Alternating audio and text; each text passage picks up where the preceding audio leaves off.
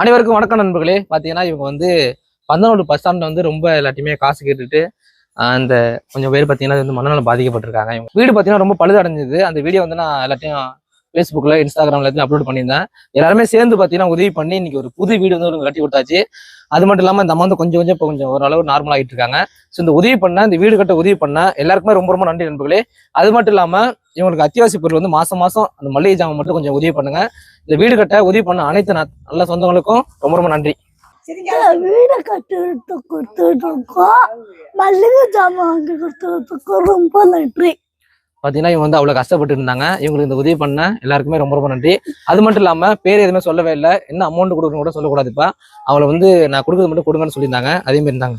பாப்பா கையில் கொடுத்துட்டேன்.